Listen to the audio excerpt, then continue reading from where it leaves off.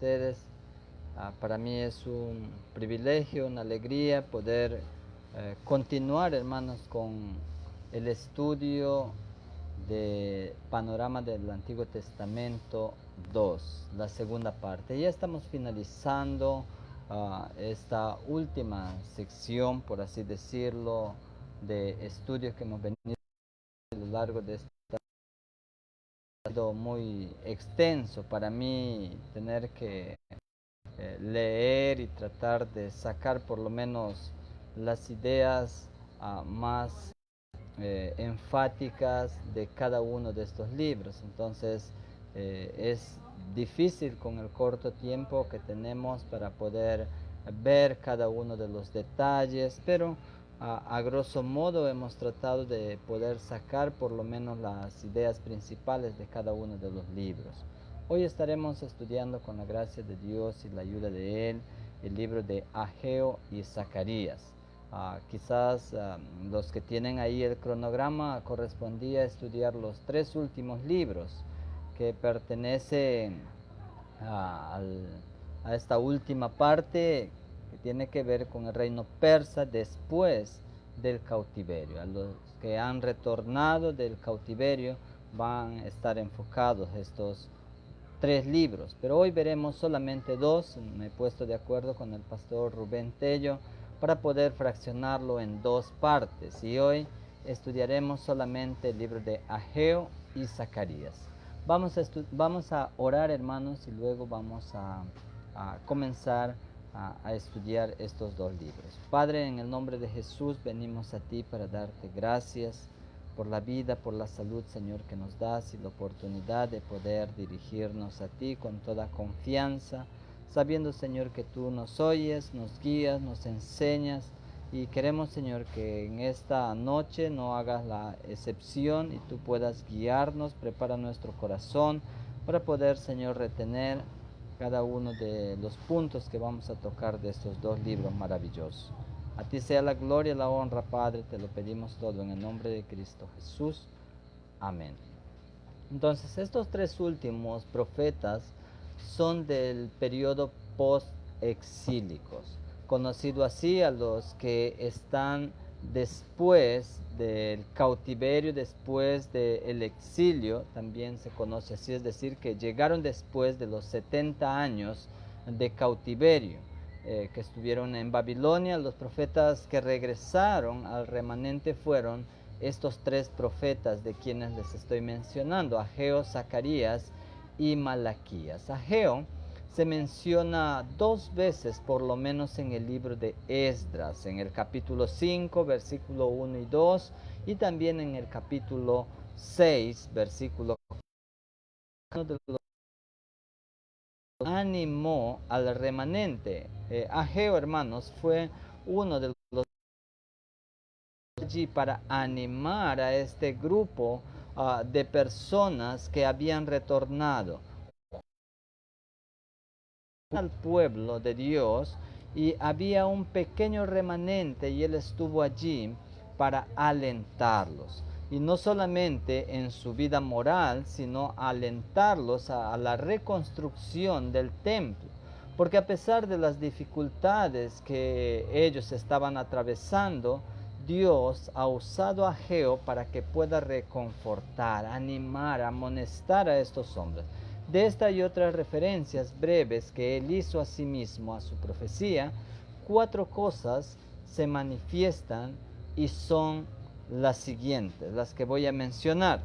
Número 1, el profeta Ageo era un hombre muy modesto, pues él exaltaba a Dios.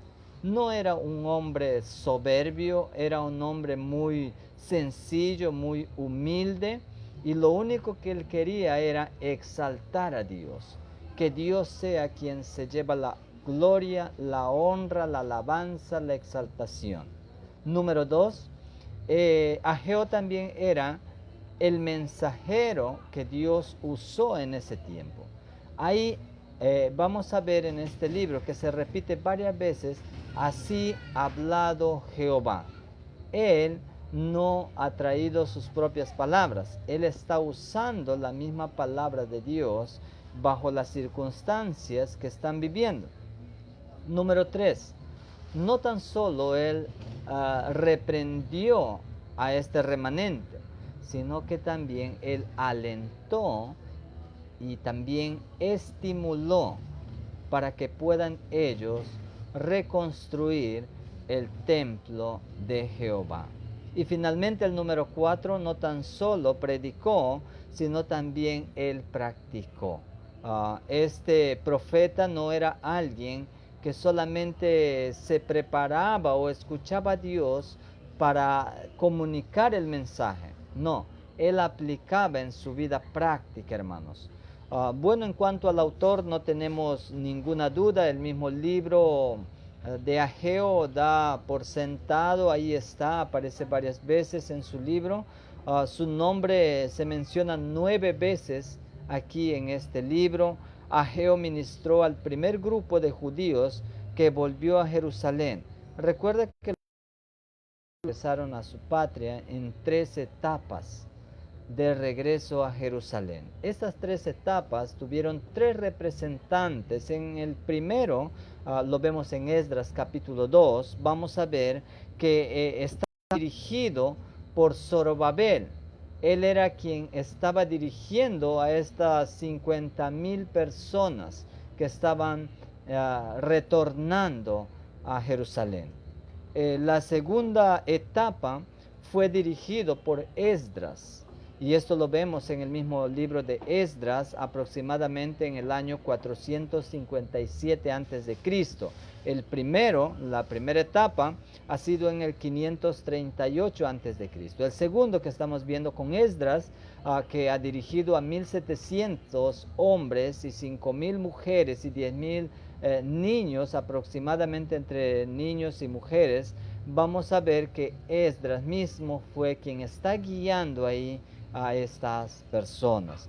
Y finalmente, en Nehemías capítulo 2, del 1 al 10, vamos a ver que Nehemías fue quien está guiando en esta tercera etapa a un grupo desde Babilonia hasta Jerusalén. Y de estas 3 etapas o de estas 3 formas fue como ha sido el retorno a Jerusalén del pueblo de Dios. El primer grupo de judíos, hermanos, echó los cimientos para el nuevo templo en el año 536 a.C.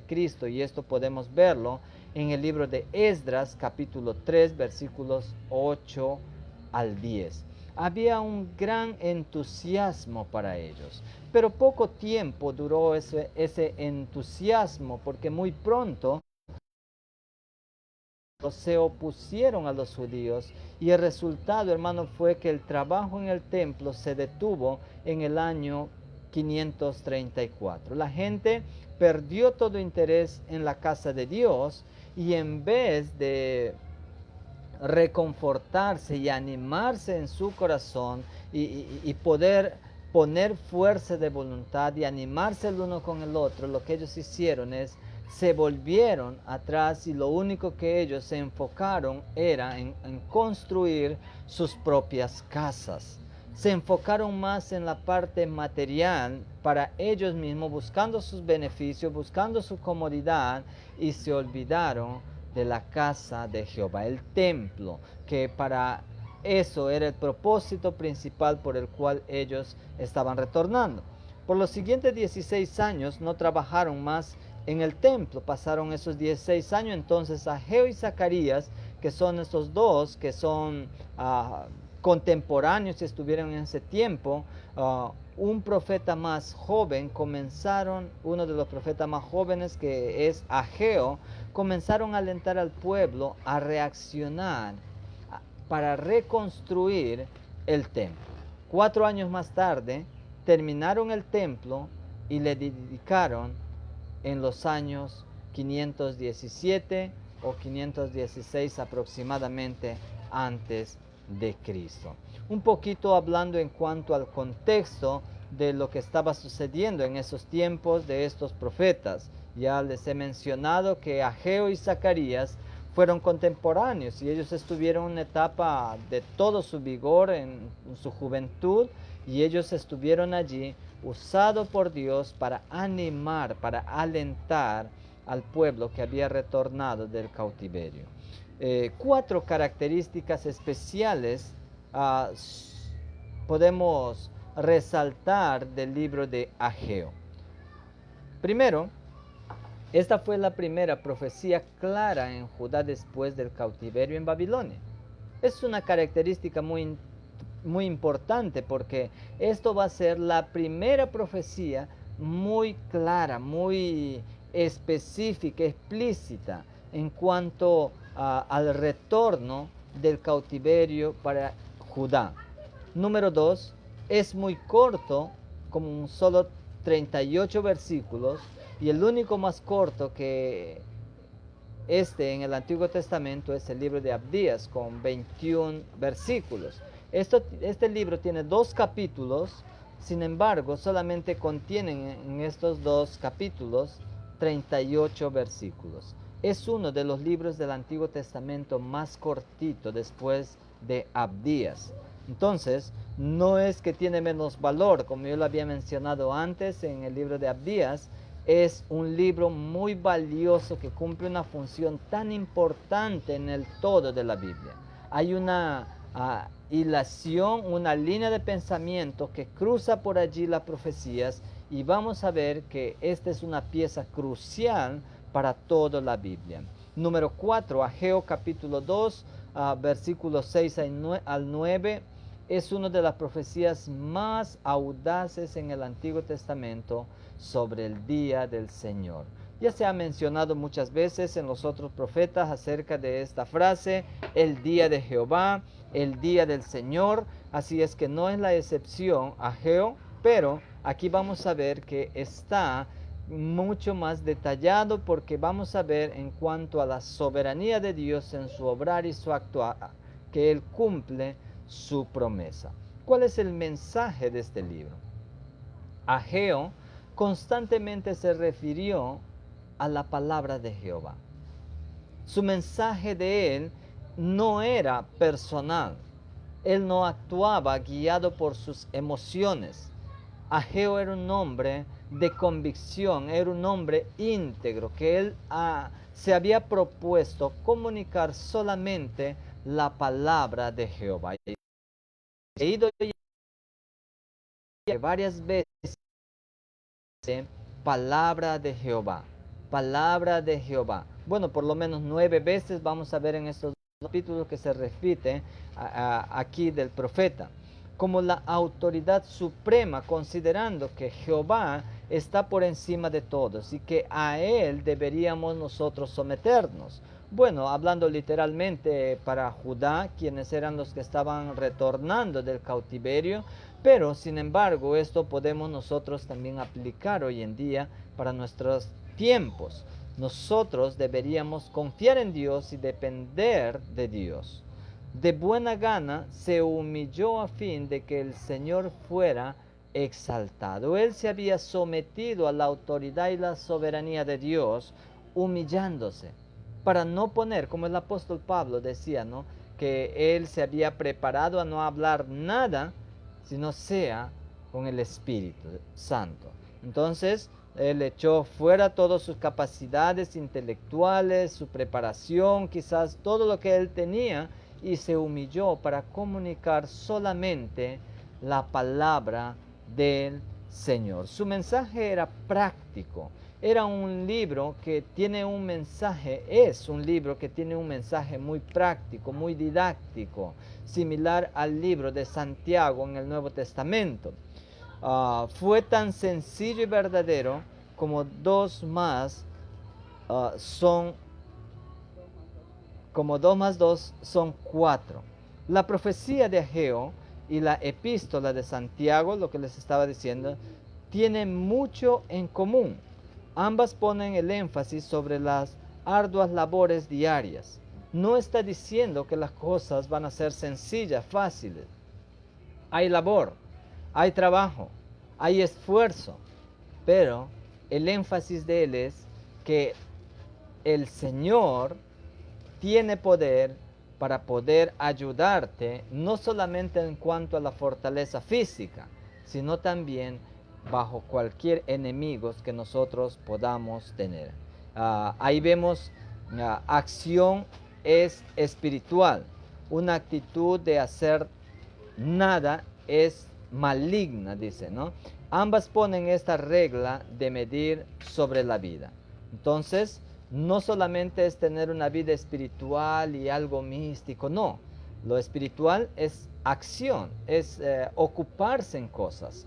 Pero, sin embargo, el que no hace nada es algo malo, porque debemos estar ocupados en las cosas que el Señor nos ha encomendado. Ambas ponen esta regla de medir sobre la vida. El trabajo es la medida de la vida, el ocuparnos, el servicio. Y cuando nosotros nos ocupamos en el servicio del Señor, no dejamos de trabajar para nuestro sostenimiento. Sí, seguimos trabajando porque tenemos que hacerlo. El que no trabaja no debe comer, ¿verdad? Eso es lo que la palabra de Dios dice, que el que no trabaje, que no coma. Entonces, nosotros deberíamos aplicar también estos principios a estos días y a nuestra vida diaria. Zacarías, el contemporáneo de Ageo también, era visionario y tenía la cabeza en las nubes. Él estaba pensando en el más allá. Tenía una visión tan grande, tan amplia, a diferencia de Ageo, era un hombre que tenía los pies bien puestos sobre la tierra.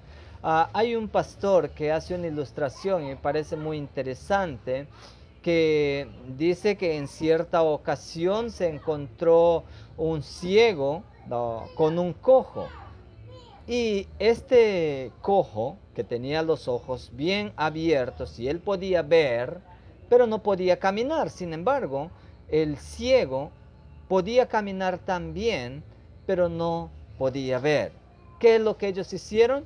Cuando el ciego quería conducirse de un lugar a otro, lo cargaba al cojo y él era sus ojos. Bien similar podríamos nosotros ilustrar a estos dos personajes, a estos dos profetas, porque Zacarías era el visionario, el que tenía la visión, el que podía contemplar más allá de sus ojos, pero sin embargo, el que tenía los pies bien puestos era Ageo. Y estos dos se complementaban, y es por eso que cuando estudiamos el libro de Ageo, también en simultáneo, en paralelo, podemos estudiar Zacarías. Y es de esa manera,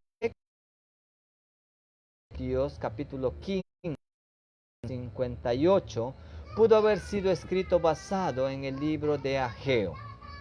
El apóstol Pablo, ya en la primera carta a los Corintios, él va a decir: así que, hermanos míos, firmes y constantes, creciendo en el Señor siempre. Siempre. Entonces, no tenemos que descansar, hermanos. Deberíamos nosotros ocuparnos firmes y constante creciendo en la obra del Señor, siempre sabiendo que vuestro trabajo en el Señor no es en vano. Vamos a ser recompensados aquí en la tierra y en la venidera, en la vida eterna, mucho más, mis queridos hermanos. Para la situación y el fondo de su mensaje, deberíamos nosotros poder haber leído, ustedes que hayan estudiado y han leído el libro de Esdras, pero específicamente en el capítulo 3, del versículo 8 al 13, vamos a ver ahí todo el contexto de este libro, de este pasaje que estamos viendo.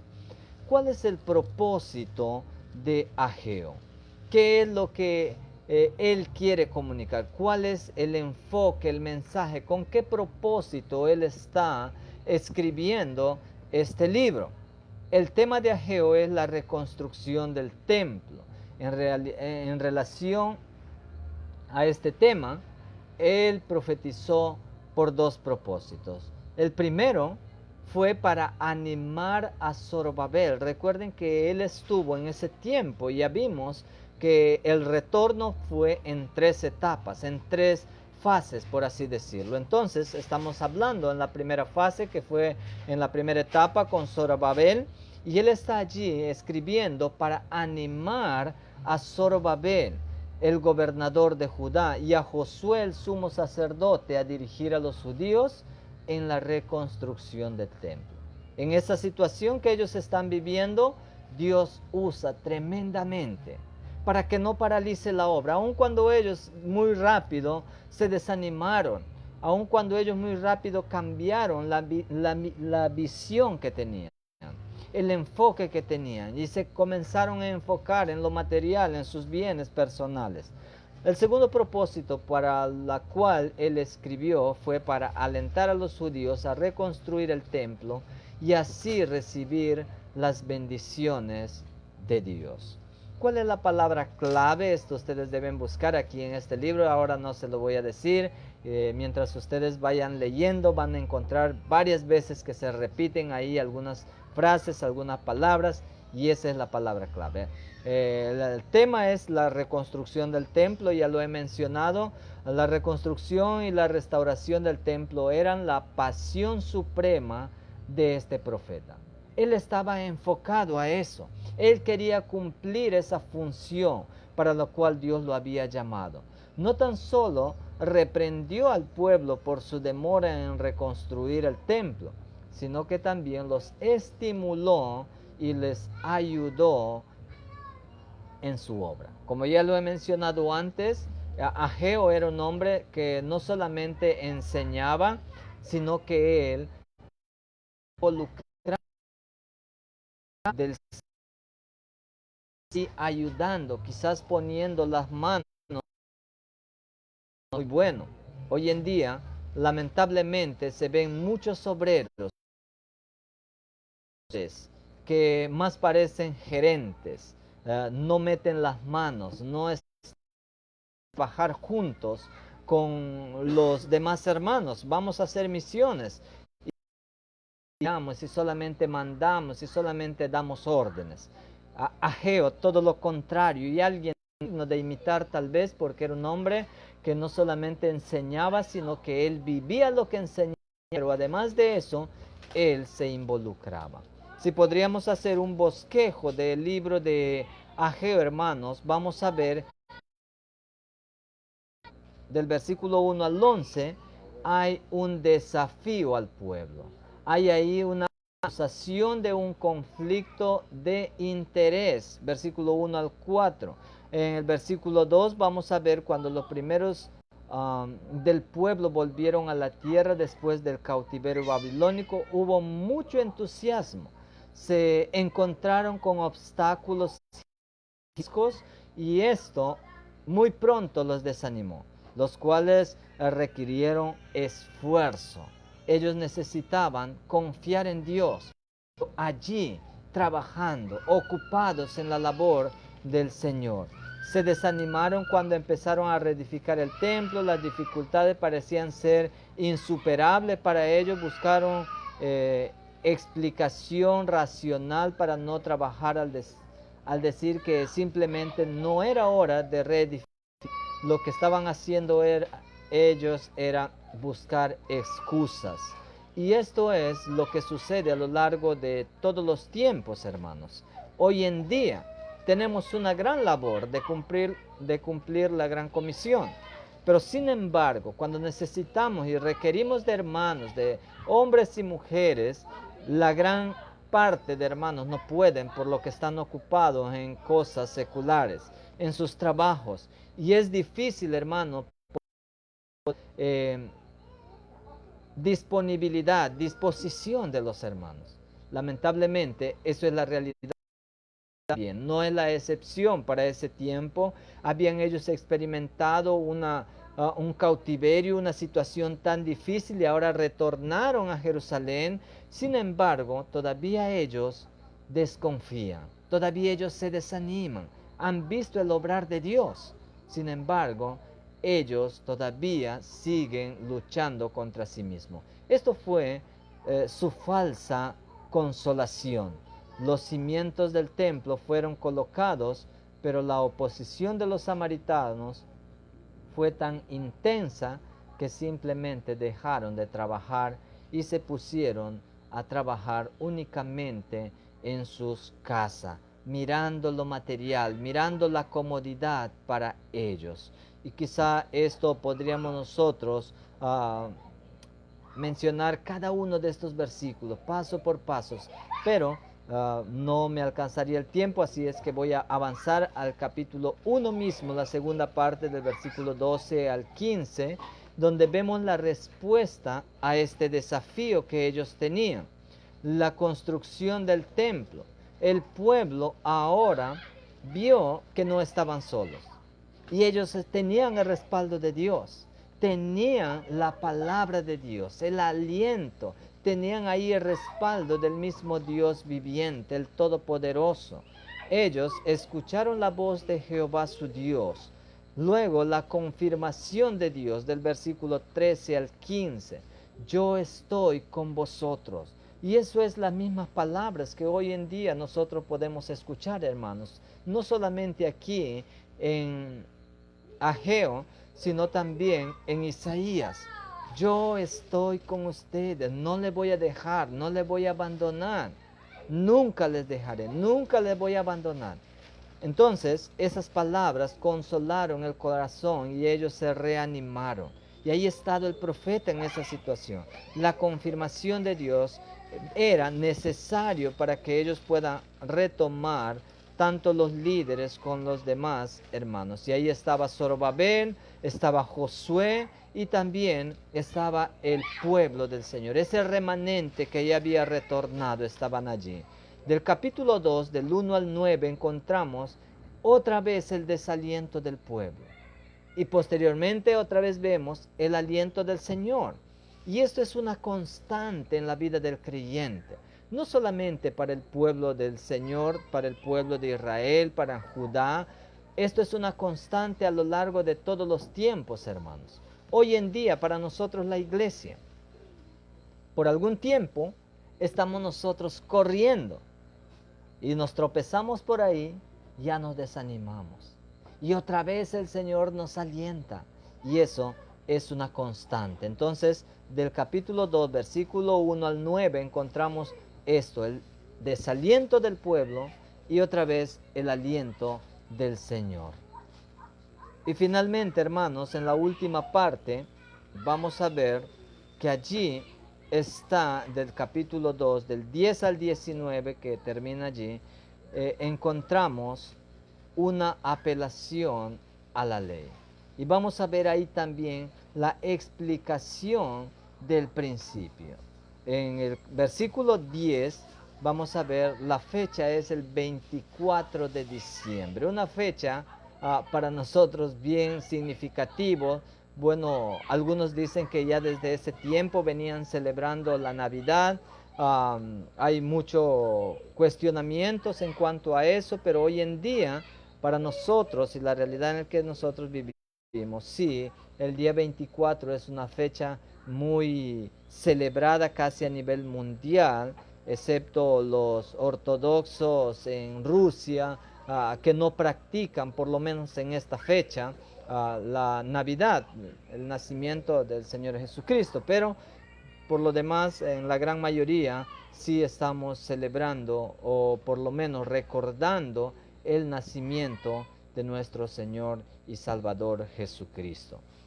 Vemos también de los versículos 19, del versículo 20 al 23, una revelación del programa de Dios. Ahí vemos una revelación completa, un panorama completo de Dios, una expectativa para el futuro.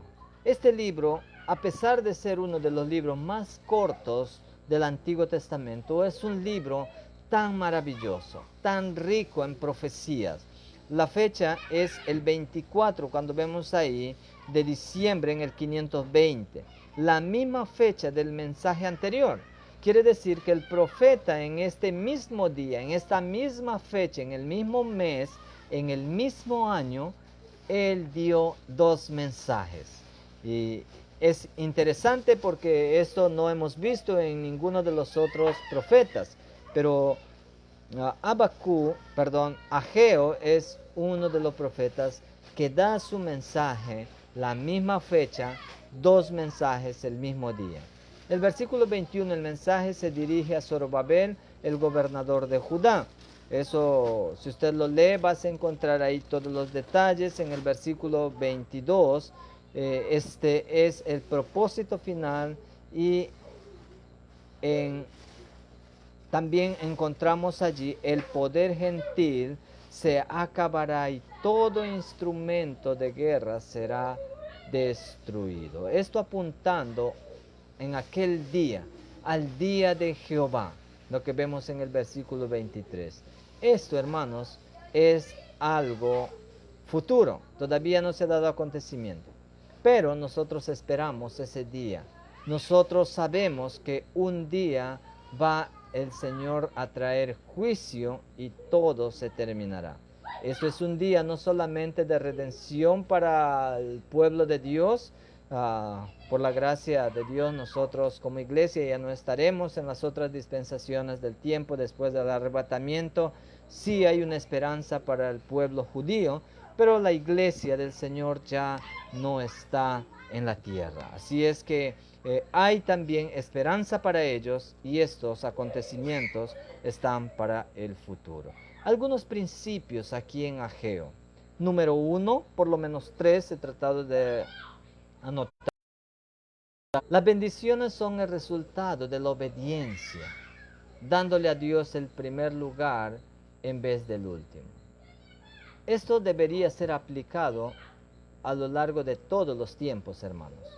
Las bendiciones son el resultado de la obediencia. Recuerden ustedes Deuteronomio capítulo 28, ahí está las bendiciones y las maldiciones. En la primera parte Dios dice, te bendeciré y te voy a dar esto, el otro, si obedecieres y guardares mis mandamientos. Pero si no lo haces, ahí está la maldición. Por eso, las bendiciones son el resultado de la obediencia. Y cuando nosotros disfrutamos de estas bendiciones, es porque estamos obedeciendo a Dios. Y cuando nosotros damos el primer lugar a Dios, también somos bendecidos. Porque no estamos enfocados a nosotros, sino al que da todas las cosas. Número 2, la presencia de Dios en cualquier tipo de templo es lo que da el valor. Templo, la representación de Dios mismo, allí, la presencia del Señor, de Dios Todopoderoso. En el Antiguo Testamento, cuando vemos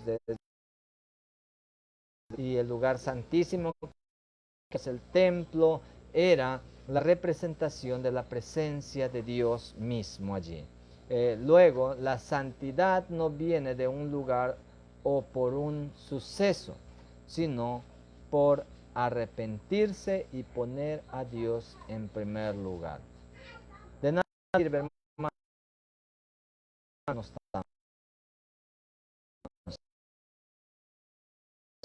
es por gusto. Nuestra relación es rota, quebrada con el Señor, y por lo tanto necesitamos arrepentirnos y ponernos a cuenta con Dios y poner a Dios en primer lugar en nuestras vidas.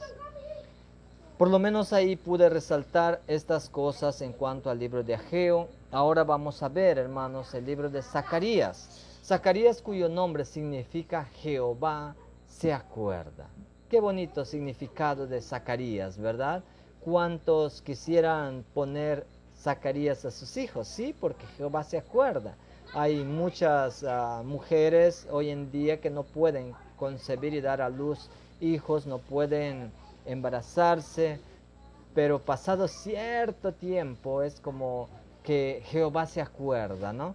No es que se haya olvidado el Señor, pero este nombre significa eso. Es identificado como hijo de Berequías, lo vemos en el 1.1 en este mismo libro.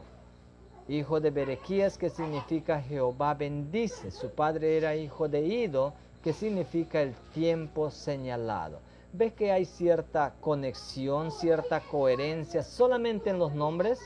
Hay una conexión, hay una relación tan íntima, tan armonizada cuando nosotros vemos a estos personajes aquí en este libro. Ciertamente, este grupo de nombres tan ricos en su significado es sugestivo del aliento dado al remanente, pues Dios se acuerda, Dios bendice en el tiempo señalado.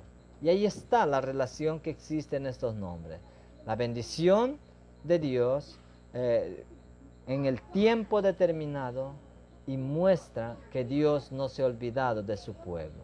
El autor de este libro es Zacarías, hijo de Berequías, ya lo he mencionado como Jeremías y Ezequiel. Él era un sacerdote y también Jeremías y Ezequiel eran también y eran profetas. Así es que Zacarías, los que eran sacerdotes de la línea de los sacerdotes, Zacarías era levita y la cabeza de la familia sacerdotal de Ido, nació en Babilonia y viajó a Jerusalén con el primer grupo que regresó. Entonces, él está en el retorno juntos con Zorobabel en etapa. Recuerde que este sucedió en el año 538 a.C. con la dirección de Zorobabel y Josué el sumo sacerdote. Algunas características. Este libro tiene las características de un apocalipsis. Su contenido es apocalíptico. Hay muchas profecías aquí, muchas figuras, hermanos. Aquellos en los libros de Daniel, de Apocalipsis, de Ezequiel, porque aquí encontramos profecías, muchas profecías encontramos aquí. Zacarías nació fuera de la tierra de Israel, pero escribió el suyo dentro de Ezequiel y Juan. Todos escribieron fuera de Israel, aun cuando ellos también eran profetas, pero no escribieron dentro, sino fuera. Solo Zacarías estaba en Israel cuando escribió su Apocalipsis. En los tiempos oscuros de desánimo que tomaron el remanente, él vio la gloria en todo el éxtasis y visión de esperanza. En todo lo que ellos estaban viendo y viviendo, él fue quien tuvo la experiencia de contemplar esta visión de esperanza para el pueblo. Zacarías tiene más profecías que cualquiera de los otros libros de los profetas menores. Es verdad, hay varios profetas menores, pero no todos contienen escatología. Hay varias profecías que tienen su mensaje específico para ese tiempo determinado. Pero Zacarías tiene muchas profecías que todavía no se han cumplido. Muchas se han cumplido en la persona del Señor Jesús y otras todavía no se han cumplido. En este capítulo final estamos estudiando los 3 últimos libros del Antiguo Testamento. Digo capítulo como parte de los fragmentos que hemos estado dividiendo o distribuyendo. Ageo, Zacarías y Malaquías, estos 3 libros tratan del periodo de tiempo que transcurrió después del cautiverio. Por eso es conocido esta parte como después del cautiverio. Era bajo el reinado persa en el que se desarrolla todo esto, así que los llamamos libros post-exílicos. ¿Ya? Estos 3 últimos libros son llamados libros post-exílicos, escritos después del retorno del pueblo a Jerusalén. ¿Cuál es el propósito del libro? Zacarías profetizó con 2 propósitos también, que concuerdan con las 2 partes de su libro. Primero, en los capítulos del 1 al 8, él escribió para alentar a los judíos en completar el templo. Había el inicio, habían comenzado y muy rápido ellos se desanimaron, ya lo vimos esto en el libro anterior, pero Zacarías fue que escribió para alentar a los judíos a completar el templo, a retomar la labor y poder el templo del Señor. En segundo lugar, en los capítulos 9 al 14, los judíos quienes habían construido el templo ya, se desalentaron porque el Mesías no había venido. Así es que Zacarías escribió para mostrarles sobre el Mesías venidero. Así es que ellos estaban esperando ya al Mesías en ese tiempo y no había llegado, y por alguna razón tan específica ellos se desalentaron. Parece que ellos, hermanos, eran muy vulnerables, muy sensibles, eran muy cambiantes, muy volubles y rápidamente se desanimaban. ¿Cuál es el tema del libro de Zacarías? El tema de Zacarías es Jehová reina sobre toda la tierra. Él es el Rey de Reyes y Señor de Señores. Él es el soberano. Así es que el enfoque, el énfasis de este libro es que el Señor es el quien gobierna, Él es el que reina en toda la tierra. 6 características especiales sobre Zacarías. Zacarías se conoce por su numerosa profecía sobre el Mesías. Solo Isaías, que es uno de los libros más grandes después de Salmos, vamos a ver que contiene más profecías en cuanto a Cristo, en cuanto al Mesías que habría de venir. Bueno, pero estamos comparando también un libro con 14 versículos a uno que tiene 66 capítulos, perdón. Número 2, en la historia de Israel, Zacarías es la mezcla ideal de sacerdote y profeta. No hemos visto en los otros profetas cómo él hace mención de sus antecesores, de sus padres. Ahí vemos que él fue quien tiene la mezcla perfecta, ideal de sacerdote, ¿no?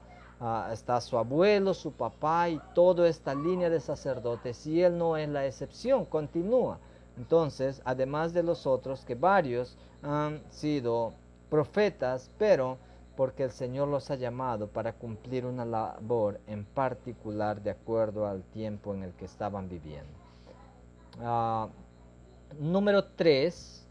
De los profetas menores, Zacarías tiene las profecías más específicas y completas sobre los postreros tiempos. Ya los había mencionado esto, estamos viendo algunas características importantes. Número 4, sus visiones y el lenguaje simbólico son semejantes al de Daniel y Apocalipsis. Esto quiere decir que esto es un libro muy apocalíptico, tiene un énfasis bastante con acontecimientos futuros, y esto no es la excepción de Daniel y Apocalipsis. Número 5, con desdén audaz, Zacarías profetiza sobre el Mesías vendido por 30 piezas de plata. Dice, hermoso precio con que me han apreciado. Zacarías 11:13, ¿no? Las escrituras como estas parece un sarcasmo divino, ¿verdad? Pero ahí está. Esta profecía se dio cumplimiento cuando nosotros vemos los evangelios, ¿no? ¿Cuáles son los principios de Zacarías para nuestra actualidad? ¿Qué podemos aplicar a nuestro tiempo, a nuestras vidas? Número 1, Jesús juzgará a todos sus enemigos. Él es el juez justo. Él un día va a juzgar a vivos y a muertos. Número 2, Jesús volverá para vivir entre los judíos, y muchas naciones más llegarán a ser su pueblo. Ya no solamente judíos, sino también gentiles. Recuerden en Romanos, vemos en el capítulo 1, versículo 16, que no me avergüenzo del Evangelio, dice Pablo, porque es poder de Dios para salvación a todo aquel que cree, al judío primeramente, pero también al griego, también a los gentiles, ¿no? Número 3, el varón mide a Jerusalén 2. Un varón mide, perdón, a Jerusalén 2, la nueva Jerusalén, ¿no? Número 4, la limpieza de Josué, el sumo sacerdote, el candelabro de oro y los 2 olivos. Número 5, número 6, el rollo que vuela. Número 7, la mujer en el efa. Todas estas visiones, que son 8 aquí específicamente, están en su bosquejo. Vamos a ver del capítulo 1 al capítulo 8, vamos a encontrar estas 8 visiones. Yo les estaba mencionando los principios y me he salteado al bosquejo. Voy a terminar con el principio y espero que no se hayan confundido. Solo había mencionado al primer principio que Jesús juzgará a todos sus enemigos. Eso es aplicable para todos los tiempos. Número 2, Jesús volverá para vivir entre los judíos y muchas naciones más llegarán a ser su pueblo. También lo había mencionado. Número 3, Jesús vino primero como un humilde rey pastor, pero ahora volverá como rey guerrero.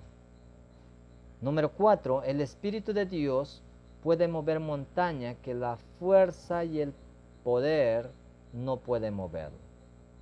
Y finalmente, otro principio más aplicable para todos los tiempos es: el ayuno es inútil si no es para el Señor. Tiene que ver mucho nuestra relación y la condición en la que nosotros nos encontramos. Tú puedes morir ayunando si no es para el Señor, y como el Señor lo demanda, es por gusto, es inútil, no tiene valor. Estos son algunos principios que está considerado en este libro. Luego vemos el bosquejo de este libro de Zacarías, del capítulo 1 al capítulo 8, es la primera parte. Y en esta primera parte vamos a ver que encontramos ahí las 8 visiones. En la primera del capítulo 1, versículo 1 al 6, está la parte introductoria, y él está hablando allá que vuelvan a mí, yo me volveré a ustedes, refiriéndose al Señor, porque es eso, cuando nosotros fallamos, necesitamos volvernos al Señor. No existe otra forma como podemos nosotros conducirnos bien. El Señor es el único quien puede dar consuelo, dirección, paz y muchas otras cosas más. Luego encontramos del versículo 7 al capítulo 6, 8, todas las 8 visiones. Vemos ahí la visión del jinete entre los mirtos. Vemos ahí los 4 cuernos y los 4 carpinteros. Vemos ahí también un varón mide a Jerusalén. Esto lo vemos en el capítulo 2. Luego vamos a ver la limpieza de Josué al sumo sacerdote. Luego vemos ahí también la otra visión del candelabro de oro y los 2 olivos. Luego vemos el rollo que vuela, vemos a la mujer en el efa, vemos los 4 carros. Hasta ahí en las visiones. Luego en el capítulo 6, del 9 al 15, encontramos la coronación simbólica de Josué, el sumo sacerdote. Del capítulo 7 al 8 vemos el ayuno y el futuro. El ayuno y la justicia social en el 7, y la Sión será restaurada, la Jerusalén será restaurada en el capítulo 8. Y luego pasamos a la segunda parte, que abarca del capítulo 9 al capítulo 14. Y aquí vamos a ver dos profecías sobre Israel y el Mesías. Y así es como termina este libro de Zacarías. El Mesías, del capítulo 9 al 11, vamos a ver que el Mesías vendrá como rey pastor, ya no como cordero. Ahora va a venir como rey pastor, pero será rechazado. Igual, ha sido rechazado una vez, ahora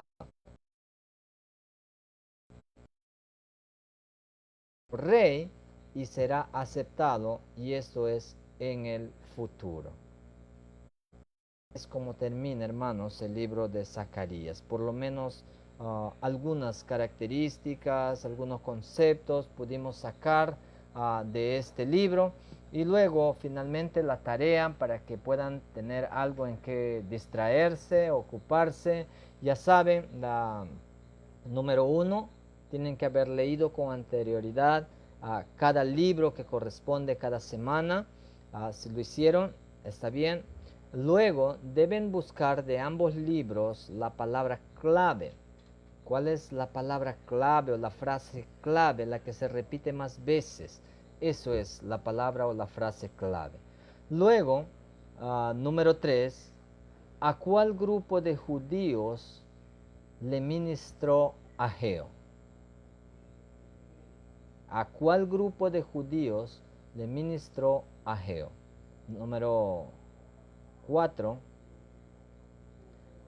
Describa 5 resultados de poner a Dios en último lugar, basado en Ageo capítulo 1, versículo 6. 1:6 de Ageo, describa 5 resultados de poner a Dios en el último lugar. Número 5. ¿Cuáles son los 2 profetas que ministraron en el tiempo de Zorobabel? Facilísimo, ¿verdad? Lo he mencionado ya. Y finalmente, número 6, mencione un lugar en el Nuevo Testamento que cita Zacarías 9:9. Y ahí terminamos, hermanos, con la lección. La próxima semana estamos concluyendo con el estudio del panorama del Antiguo Testamento 2. Espero que haya sido de ayuda, de bendición para tu vida y puedas tener una comprensión un poquito más amplia de cada uno de estos libros. Señor, muchas gracias te damos, Padre, por este día. Gracias por todo lo que tú nos enseñas diariamente a través de tu palabra, Dios. Bendice a mis hermanos, Padre, te lo pido en el nombre de Jesús. Amén y amén. Muchas gracias, hermanos, que Dios me los bendiga. Conmigo será hasta la próxima semana, Dios.